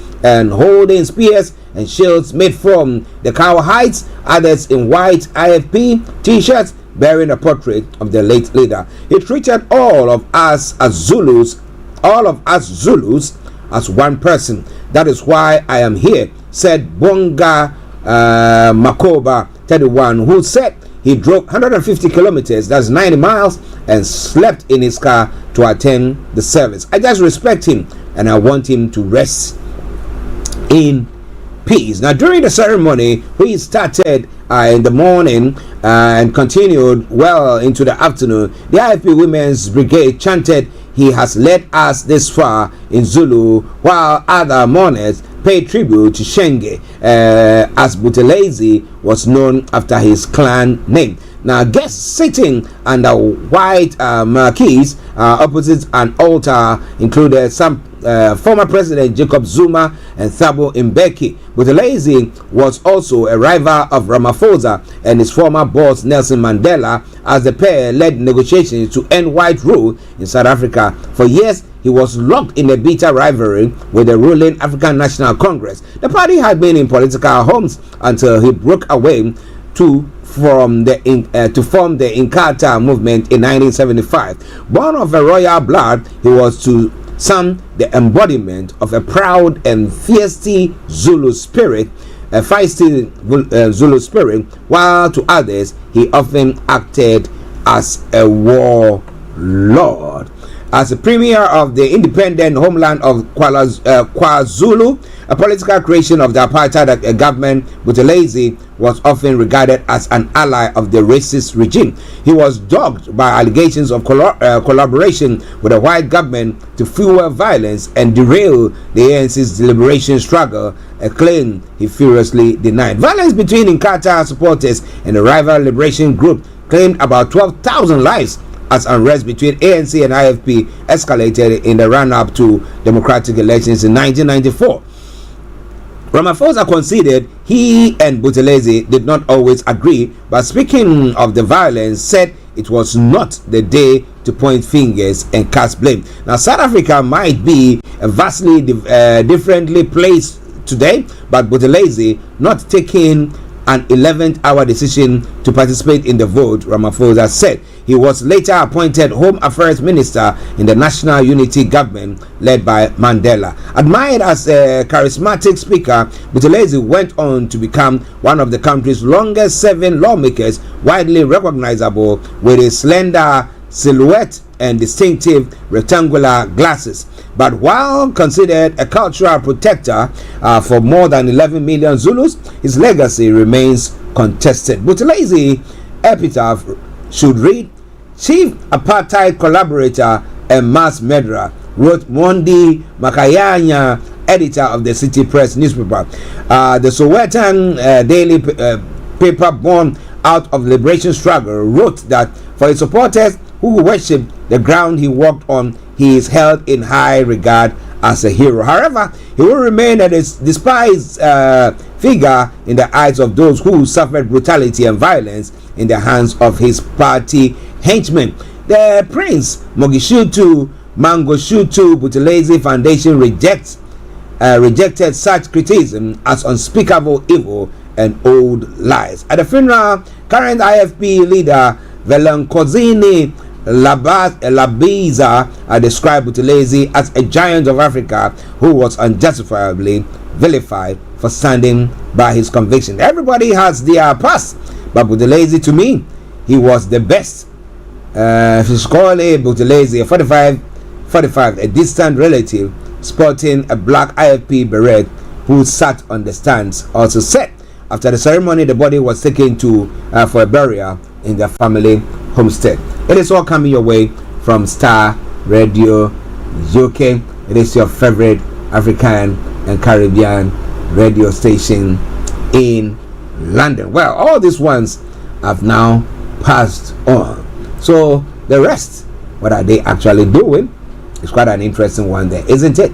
But it is Starr Radio UK. It is your favorite African and Caribbean radio station in London. One other story that my producer brought to my attention. Let me just bring that and then we go. Cost of back to school items weighs on parents, and this is in Gabon where a coup d'etat has taken place. So you know, when citizens see a coup d'etat take place, they want instant action. They want to see something happen like instantly. But it's not the case. Now, Justin Dumba and her two daughters wander around the aisles of a school supplies shop carrying a long list of items required to start the new term in the Gabonese capital, Libreville. The price have increased and it's a bit difficult for us, she admitted. Now, even when the country's new military strongman declaring an end to enrollment fees for state and religious schools this year, it is still shaping up to be a tough time for families feeling the pinch from the rising prices, and it will make no difference for Ndwambe's daughter who attended a private school. Now, President Ali Bongo Ondimba, who was ousted on August 30, left behind a national education system so ill-equipped that the parents will risk everything to get their children into the private sector. The senior army officer now in charge in the oil-rich Central African nation have made schools a priority. With 30,000 CFA francs or 45 euros or $48 today, we can buy just 3 or 4 notebooks. Wow, it's quite expensive, says Ndumba, a 38-year-old pharmacist. A school bag which used to cost 15,000, that's 23 euros, today costs 35,000 or 40,000. 23-year-old Charlene Mambika has 3 children and is shocked at how much price have gone up over the last year. So you see, our people who live in those parts of the world, and you ask yourself the question, are they magicians? How do they even do it? It's quite an interesting one, isn't it? But it's all coming away from Starr Radio UK. It is your favorite African and Caribbean radio station in London. Let's take a quick break. We come back and I take you straight to Ghana and we'll look at some of the stories there, and then we bring you some music. So stay tuned, don't you go away. It is Starr, your favorite African and Caribbean radio station in London. As I did say earlier on, my apologies, Mr. Olaimi Koiki is not with us today. There is a very important engagement that he has to attend to, and therefore it's not going to be here. But tomorrow, God willing, is going to be with us. And HRH Linda Palian is also not going to be able to join us. So at 12 o'clock, the lines will be open. At 12:30, we'll bring the curtains down for the end of the program. But wherever you are, stay tuned, don't touch the dial. Starr Radio UK, your favorite African and Caribbean radio station in London. Hi guys, this is your friend Uruj from SendWave. SendWave is a money transfer app that is used by people all over the world to send money to their loved ones in Africa. With SendWave, you can send money to Ghana, Nigeria, Kenya, Uganda, and Tanzania. And the best part is, SendWave is absolutely commission free. Our exchange rates are excellent. You can see for yourself by checking them out on our website. So how do you use SendWave? SendWave is an app that you can download onto your phone from the App Store or Google Play Store. The app is free to download. After downloading it, just open the app and enter your name, email, and phone number. That's it. You're good to go. Make sure you use the promo code SR. S for Starr, R for Radio. This promo code will give you £5 free credit to send to Africa on your first transaction. Your money will be delivered to your recipient within seconds. Feel free to call me on 0749 7377 647 at any time. I'll be happy to tell you all about SendWave and help you in any way I can. Remember to use the promo code SR for £5 free credit. Medasse. Hi everyone, it's your girl BB Clement, the author of How to Go From Employee to Entrepreneur and the host of your weekly business show, BB Means Business, the show where we discuss everything you ever wanted to know about business but you were afraid to ask. How do I start my business? How do I raise the finance? How do I grow my business? Where am I going to find my customers? Join me every Tuesday at 1:30 p.m. on Starr Radio UK to get all the information and tips that you need to become a successful entrepreneur and become financially free. Remember, don't let life dictate to you. Rather, put your signature on life. Archie on Starr Radio. Nobody does it better. Welcome back to the program. It is Starr Radio UK. It is your favorite African and Caribbean radio station in London. Bringing the time now to 2 minutes to the top of the hour. Let me announce the lines open before I bring you the story that's making the rounds in Ghana as well. If you want to call or join in the conversation, 0208133257 or 580208133257 or 58. You happen to be in the US, Canada, or the Caribbean area, it is 0017183032737 0017183032737. You can text or WhatsApp us 0753966174 0753966174. Our Twitter handle is Starr Radio UK and email address is info@starradiouk.com. All right. Now let's move on. Let's move on to some other stories making the rounds, and this time round we are in Ghana. There's a song that we did sing back in the day, Ghana, my happy home, my happy home. But whether it's a happy home now or not is another question. And our leaders serving us or not is another question. But listen to Starr Radio UK. Now let's talk about the voters registration exercise that is taking place in Ghana and why the INEC, the EC, the Electoral Commission, have decided to go deaf ears to the cries of the public and to the calls by the IPAC as well. Now, private legal practitioner Bobby Banson has called on the Electoral Commission to respect the views of the Inter-Party Advisory Committee, that's the IPAC, amid controversies surrounding the limited voters registration exercise. Speaking last Saturday, Mr. Banson stated that had the EC taken into consideration the concerns of the numerous parties and implemented them or came to an agreement, the lawsuit and other controversies after the announcement of the exercise could have been avoided. He noted that if the Electoral Commission wants IPAC not to be just a mere rubber stamp, but is supposed to garner consensus on some of these very sensitive and essential democratic exercises, then they should be respecting the legitimate views of members of that IPAC. Now, the parties the parties that have sued the EC are supposed to be members of the IPAC, but if these things were addressed at the level and what rolled out satisfied all these concerns, we would not have these hullabaloo about this exercise, which will now affect the credibility of the EC and even credibility of the officers of the EC, Mr. Banson said. He stated that the EC's decision to go ahead with the exercise has raised tension, especially since all the parties want their party supporters to be registered ahead of the elections. Now, they said they're going to be having a district election, but people want their people registered. So why is it that the EC is being deaf-eared to the calls by these players, big players, when it comes to politics, and especially the IPAC, are those who are supposed to be represented by party representatives in the Electoral Commission? Why are they not seeing to that? Why?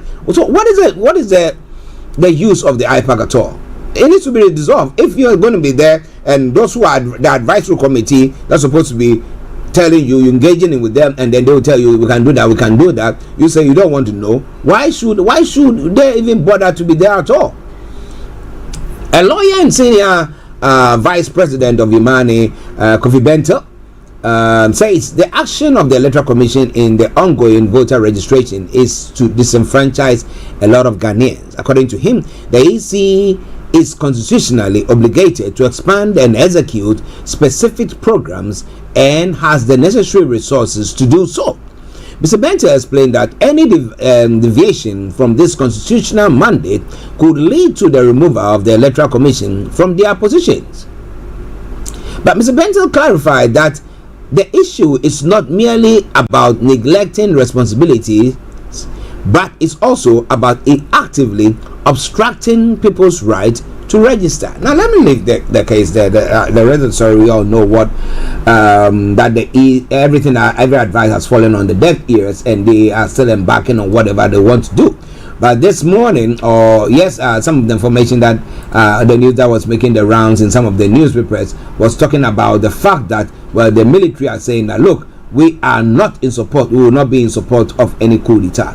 But when you have authorities or people who have been put in positions to address such issues so that people are treated fairly, so that there is no marginalization or people seeing that they are being disenfranchised intentionally, then when such people cry out, and some people think that, look, we can't sit down, we're not going to sit down for such things to happen, do you blame them? Because these are the telltale signs. Now, people think that they are not being treated the way they're supposed to, all right? And therefore think that the best way forward for them is to, when they go to the polling station, to have the chance to say that, look, I've voted for this person, I want this person out. But if you are saying, I'm going to stop you from doing so, and therefore being marginalized, therefore being actually having their hands tied on their backs, then what do you expect them to do? Remember, there's a saying, when persuasion fails, force is applied. Now, you can push the people to the corner. One day they will bounce back. And that is what I want our political elite to hear. Because it's just a matter of time. It's just a matter of time. Whether the military hierarchy agrees or not. If some other people think that, look, what is going on, we don't think is the right thing, and they rise up, they have majority of the people following them, and tell me that you go and kill all those people. My listeners, it is Starr Radio UK. That is Africa for you. And what do you think? Well, I'll bring you some tune from the Zunga man himself. So stay tuned and don't you go nowhere. A final story from Ghana, and then we'll move on to other stories. Now, managing partner at Ishmael Yamson and Associates, Harry Yamson, has described as bizarre the government announcement to reopen domestic debt exchange program. This comes on the back of the government announcing the reopening of the domestic debt exchange program. Now, the Ministry of Finance in a statement explained that the move to reopen the program is to grant an opportunity to holders who are unable to participate in the February 2023 exercise. But speaking this morning, Mr. Yamson said that the government must acknowledge that it is broke and address the reason for its being broke. According to him, the government keeps failing and it needs to cut down on its expenditure, adding that the reopening of the DDEP will only push the nation into deeper debts.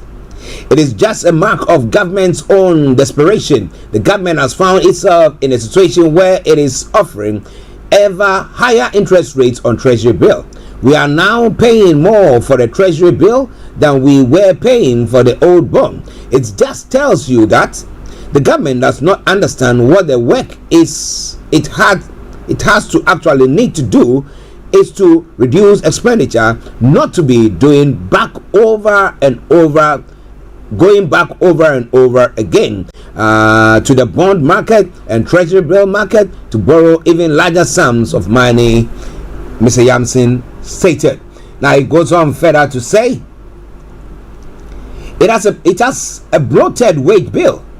It is overspending on prestige projects and simply failing to do the common sense thing that anybody who runs a budget ought to do, asking people to participate in the DDEP with the excuse that they failed to do it is ridiculous. The DDEP has been extended twice, or the third time. Mr. Yamson further added that government is utterly irresponsible with handling its finances. But what do you think about that? What do you think about that? 7 minutes past the top of the hour, and I can say that it's the end of those stories there. But moving on to other parts of the African continent as well, let me bring that your way quickly. A couple of them. In Libya, a masked doctor leans down into a black plastic body bag and gently manipulates the legs of the man inside. First, we determine age, sex, and length. He explained. He is the putrefaction stage now because of the water. In a hospital car park in the eastern Libyan city of Derna, the final details, one of its many victims, are being carefully checked and locked. Now this is now one of the most vital jobs here and one of the most distressing. The man is unrecognizable after spending a week in the sea. His body washed ashore that morning. Expert hands gently probe, looking for identifying marks and taking a DNA swab. That's important in case there's a family still alive to call or to claim him. More than 10,000 people remain officially missing, according to figures from the UN Office for Coordination of Humanitarian Affairs. The Red Crescent has been issuing its own numbers. The UN says the death toll so far stands at 11,300. The final total remains unclear, although the one thing that is certain is the sheer scale of the catastrophe. Mohammed Miftah, known in his heart, his family are among the victims. When he went to find his sister and husband at their homes after the floods that had been washed away, he's heard nothing from them since. He shows me a video he took as the torrent rose, brown water pouring in through his front door. Listeners, it is Starr Radio UK. A sad development, and it seems to be going on. And I ask myself the question: what exactly has taken place there? A final story from the African front. Now, buildings, okay, so not one. Buildings have caught fire in Sudan's capital after heavy fighting between the army and the rival forces. Videos posted online on Sunday show the iconic Greater Nile Petroleum Oil Company tower engulfed in flames. Now, this is truly painful, said Tagreed Abdin, an architect of the building, in a post on X. Now, airstrikes and ground battles have continued in Khartoum and other towns and cities since fighting broke out in April. Over 1 million people have been forced to flee the country, the UN had said. Located near the River Nile, the 18-story oil firm skyscraper is one of the most recognizable landmarks in Khartoum. Mr. Abdin said it defined the skyline of the city and lamented such senseless destruction. It's not yet clear what caused the building's cone-like structure, which has a glass facade, to catch fire. Glass facade to catch fire. There have been no reports of injuries or deaths at all. But you look at all this happening, and you ask yourself the questions: whoa, who are fighting, and what are they fighting for? Is it for the general public, or for what? Then you ask the question: was it better to have had the military leader, what's his name again, still in place? But well, we'll tell you more about that. At times, strong hands helps. Clamps people down, and they cannot do any nonsense. But when it clamps people down to a point where people think they are being marginalized, then you ask yourself the question: what is the point if we are going to be supporting such people? But it's all coming away from Starr Radio UK. It is your favorite African and Caribbean radio station in London. Let's take this music, a short one, and I'll be with you. The Zongoman says the problem of Africa is our leaders. Stay tuned.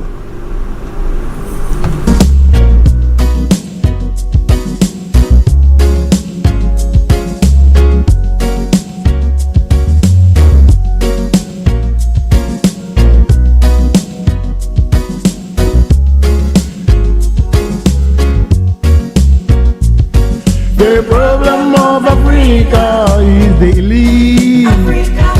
Who run things. The problem of Africa is the elite. Who run things. Them all go to universities. Universities award them degrees. Big degrees.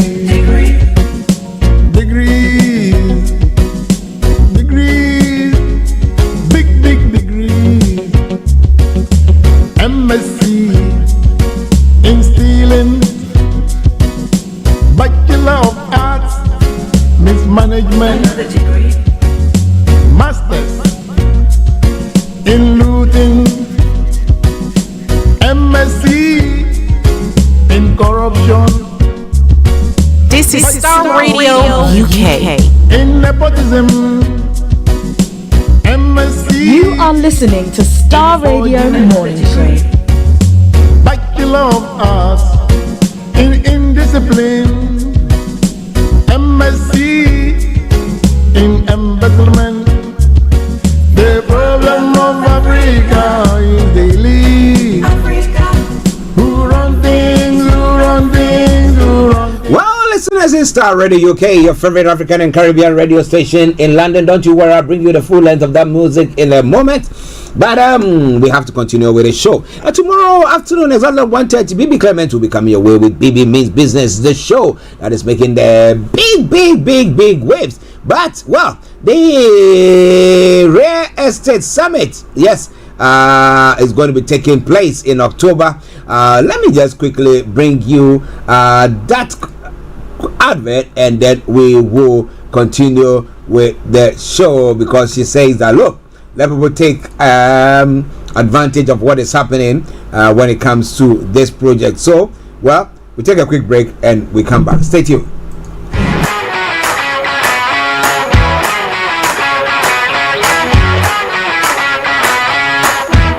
The Global Real Estate Wealth Summit with Dr. Olumide Emmanuel will be happening live in October in a city of the United Kingdom. It will be an event like none other.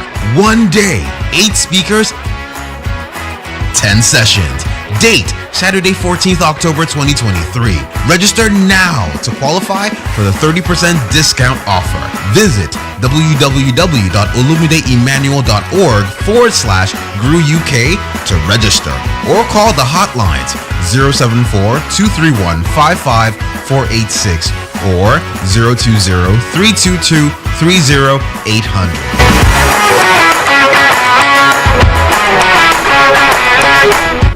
Welcome back to the program. It is Starr Radio UK.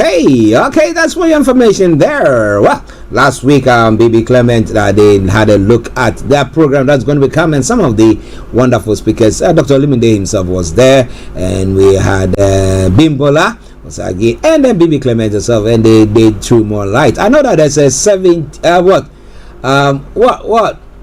how many percent? Okay, I think the 30% discount thing that was going on there, you can take advantage of that if you want to be part of it. So instead of paying £1,000 registration fee, you'll be paying £700. If you want to go into the real estate, well, the Global Real Estate Wealth Summit 2023. All right then. Okay, so now let's move on to the final segment of the program, looking at some of the stories making the rounds in other parts of the world. Well, when it comes to the war in Ukraine, once again, the question is being asked that has Ukraine broke through the strongholds of Russia? Is the counteroffensive making the progress? That's a question on the lips of most people. Ukraine's general says they have broken through Russia's first line of defense in the south. Now, we've assessed how far Ukrainian forces have really progressed and what signs they are of further breakthroughs along the front lines. Well, it's quite an interesting one. Ukraine began its big counteroffensive in early June to push Russian forces back from the land they seized. It attacked at 3 points along the 600-mile plus, that's 965 kilometers front line. The area of the southeast of the city of Zaporizhia is by far the most strategically important one. Now, striking out in this direction towards the Sea of Azov, if successful, could cut off Russian supplies lines that connect the Russian city of Rostov-on-Don to Crimea. There have been much progress on this front, except for the area around the villages of Robotin and Verbov in the Zaporizhia region, as seen highlighted in purple.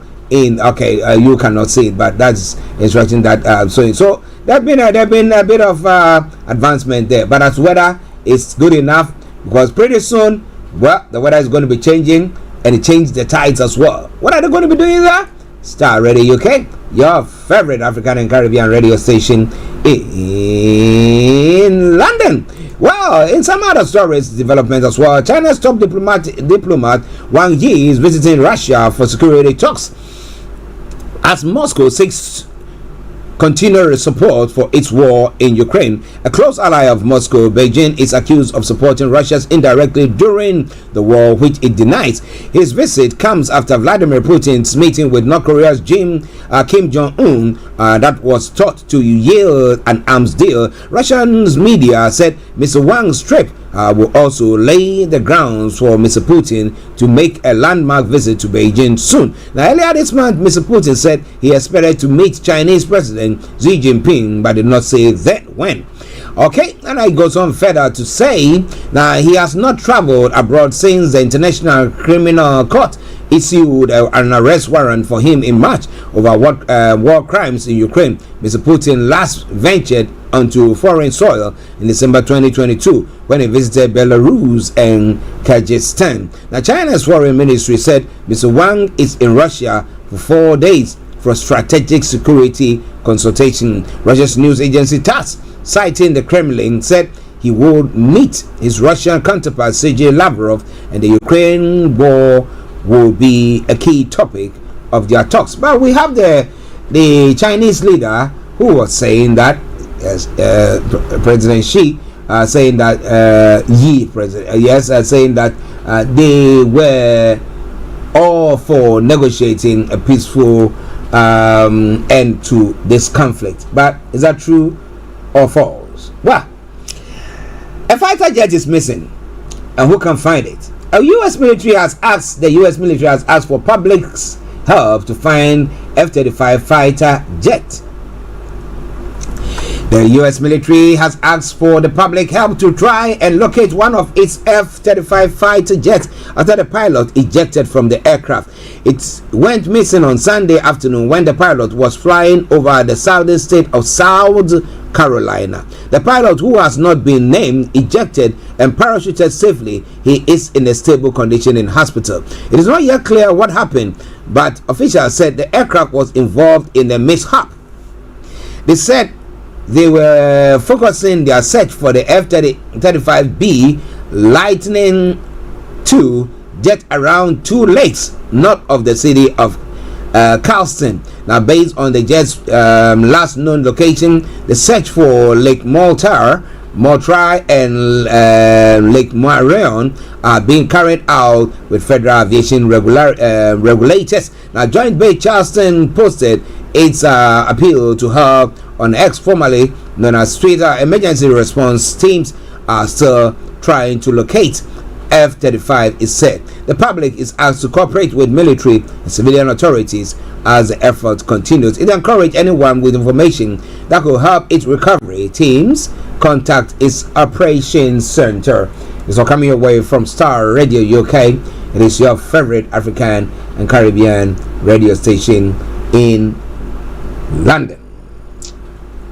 Well, Russell Brand finds himself in some deep waters, and we don't know how that is going to be going. But comedian Russell Brand has denied sexual assault allegation with scrutiny also on TV business. So we'll be looking into all that as the days and the weeks and the months unfold. There are some women who have come to accuse him of sexually molesting them, rape and all sorts. Well, one of them has said that Russell's response to the is insulting to them. Says a sex assault accuser. Now, officials discussing raising concerns about former Prime Minister to the Queen. Interesting. Now, senior government officials spoke to Buckingham Palace at the height of the pandemic to express their concern about Boris Johnson's conduct in office, the BBC has been told. The officials even discussed suggesting to the Queen she raised the concern with Boris Johnson's during private audience. The revelation comes in episode 2 of the BBC documentary series Laura Kuenssberg's State of Chaos. Now, it explores the turmoil in Westminster and Whitehall over the 4 years, based on an interview with key players at the top of the government. The series covered the period between 2016 and the departure of Liz Truss as Prime Minister in 2022. In May 2020, as the government was grappling with the pandemic, there were significant tensions between Mr. Johnson's political team and the civil service. Now, sources have revealed that senior officials expressed their fears about the former Prime Minister's conduct in government to Buckingham Palace. Interesting. There were a number of clashes between Dominic Cummings, the former Prime Minister's controversial chief of staff, and the head of the civil service, who subsequently left, Sir Mark Sedwill.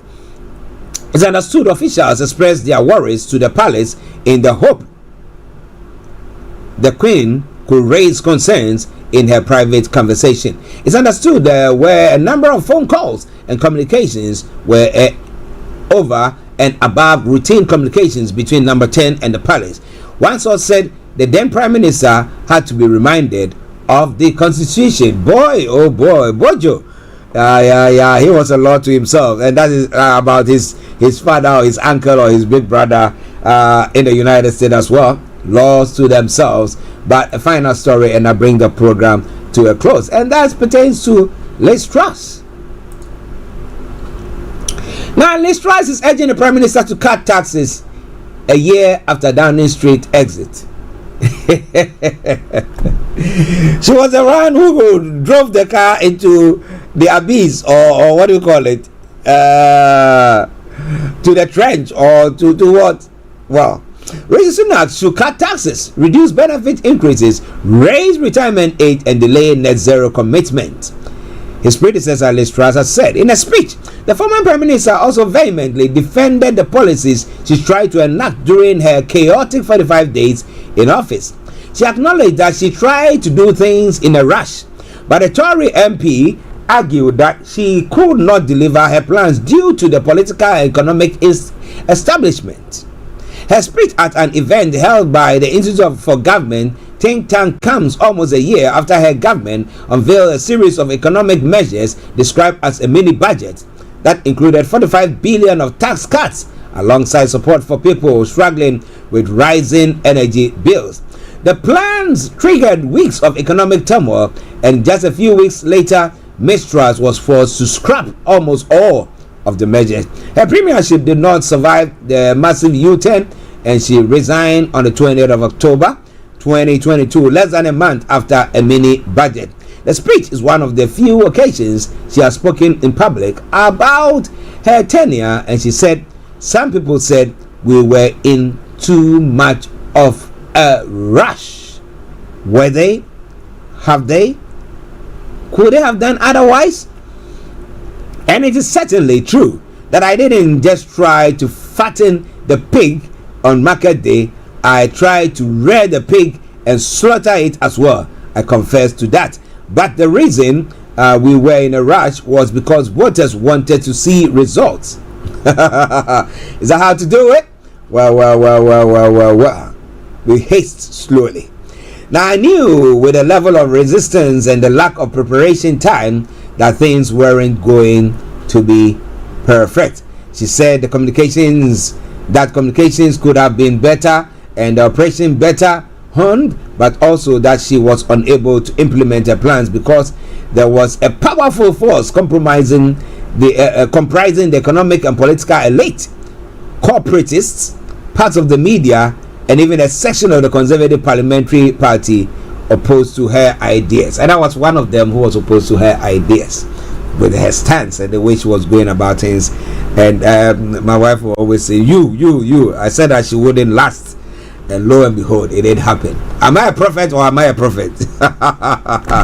Well, listeners, this is where we bring the program to a close for today. God willing, tomorrow will be coming your way with another edition of the morning show. And hopefully, we should have Mr. Olaimi Koiki coming in to bring you all the details that you need to know from what has happened. You know that the President Bola Tinubu should be in New York for the UN session there. So we'll be monitoring events that are going on the ground there, or wherever you are. It is Starr Radio UK. Don't touch the dial. Enjoy the rest of the day, but enjoy this music, and it's from the Zungo Man, as I did say earlier on, bringing you the rest of it. And till I come your way tomorrow with another edition of the morning show, it's been me, Archie, saying have a top of the day, and bye bye for now. Thanks for being with me. Bye.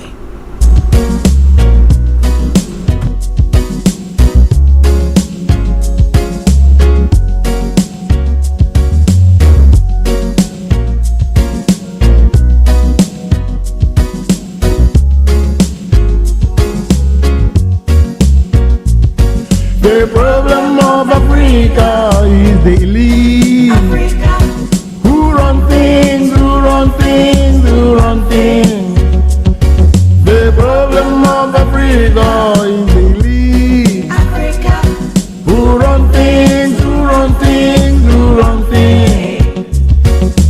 Them all go to university. The best radio show. Broadcasting worldwide, online 24/7. All around the world. Thanks for listening. Big degree. MSc in stealing. Bachelor of Arts, mismanagement. Masters in looting. MSc in corruption. Bachelor of Science in nepotism. MSc in forgery. Bachelor of Arts in industry.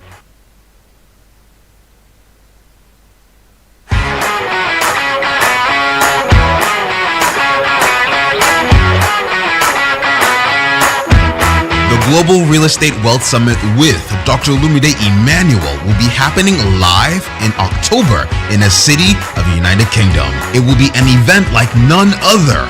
1 day, 8 speakers, 10 sessions. Date, Saturday 14th October 2023. Register now to qualify for the 30% discount offer. Visit www.olumideemmanuel.org/GrewUK to register or call the hotlines 074-231-55486 or 020-322-30800.